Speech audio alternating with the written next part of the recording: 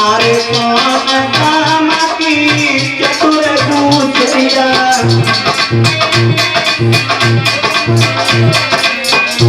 अरे कौन काम की चतुर गुजरिया,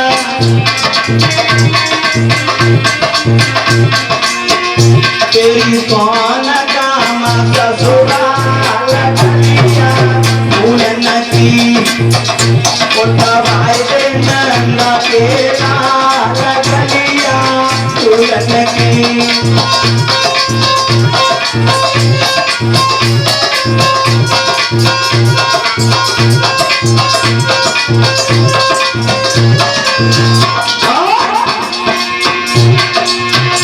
आरे बरसाने की सुगड़ गुजरिया,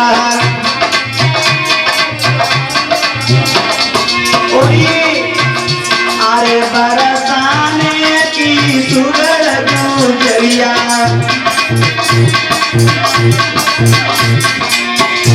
अरे मेरी वृंदावन ससुराल गलिया, फूलन की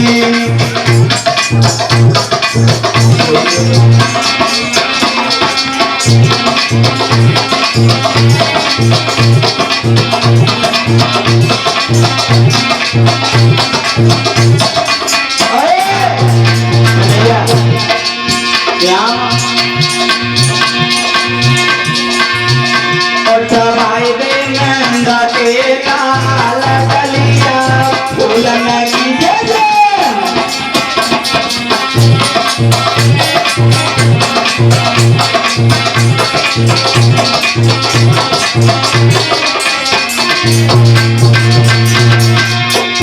अरे कौन माता की नाम बताई दे, और ये हमारे लाला जी उत्सव में भेंट कर रहे हैं 11 मुद्राएं। अरे कौन माता की नाम बताई दे,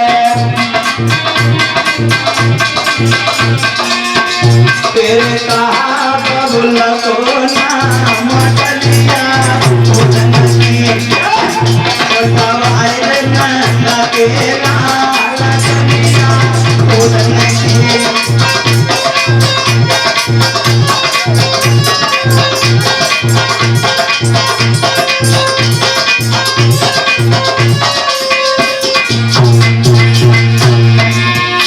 अरे मात की रती नाम बतावे, जय तो बड़ी शर्म की बात है कि बलौला गंज में इतने वक्त बैठे हैं, पल्लम धोके गोरे हैं जो बोनी है भाई।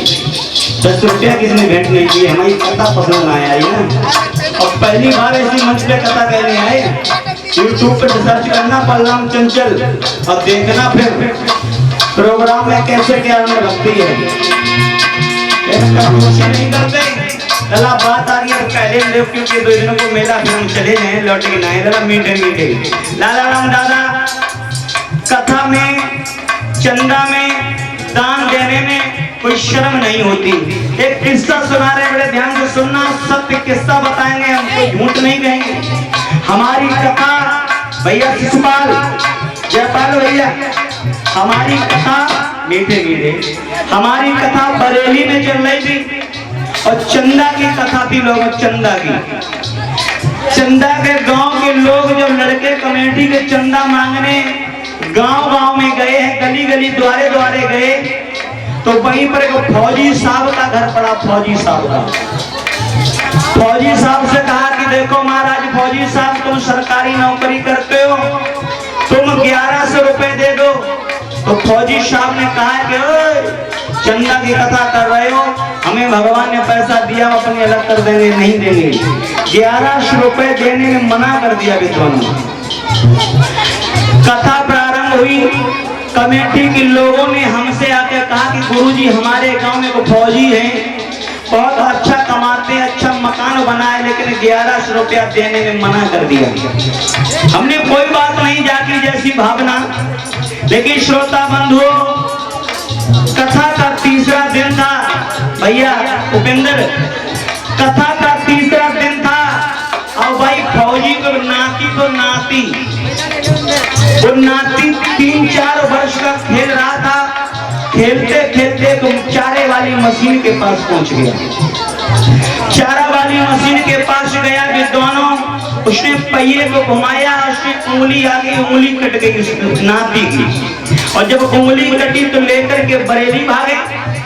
और जब बरेली भागे हैं तो डॉक्टर साहब ने कहा कि देखो फौजी साहब, अगर इस उंगली को आप जुड़वाते हो तो 50,000 लगेंगे और कटवा दोगे तो कम में काम हो जाएगा। अब माता बहनों ध्यान लगाना, वही फौजी साहब जिन्होंने 1100 रुपए देने से मना कर दिया, आज डॉक्टर साहब को 50,000 देने पे तैयार हैं। 50,000 देने पे तैयार हैं और 1100 रुपए भगवान की दरबार कथा में न दे पाएगा। हे माता बहनों, भगवान की कौन सी क्या कब कृपा हो जाए कोई पता नहीं। आज कमेटी के लोग कथा करवा रहे हैं, चंदा से ये कथा होती है, प्रोग्राम होता कन्हैया के जन्म का।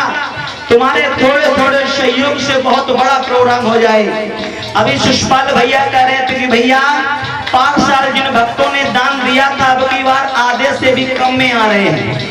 जिन्होंने 2000 रुपए दिए थे अब की बार 500 रुपए दे रहे हैं। तो हमने कोई बात नहीं, उनकी जैसी इच्छा है, लेकिन भगवान ने जिनको जैसा दान दिया, जैसी दौलत धन दिया, वैसा दान करो, क्योंकि भगवान के दान करने से कभी कमी नहीं होती। हे माता बहनों भैया लोगों, न जाने तुम्हारे यहाँ की क्या रीत है। ठाकुर जी यहाँ पर है, कोई भी भेंट करने नहीं आता। भगवान के कथा में जरूरी नहीं तुम पैसा लेकर आओ, नहीं, फल। भगवान की अगर कथा सुनने आते हो तो फल बहुत जरूरी है। कल आप लोगों ने देखा था वो दरोगा जी आए थे, फल लेकर के आए थे। इतनी माता बहने बैठी हैं, 20 रुपए के केला फल बाजार से मंगवा लो, शाम को यहाँ भेंट करो। ये बलराम नहीं खाएगा, वही प्रसाद तुम लोगों में बांटा जाएगा तो कितना अच्छा लगेगा। लेकिन मेरी माता बहनों, गलती तुम्हारी नहीं है।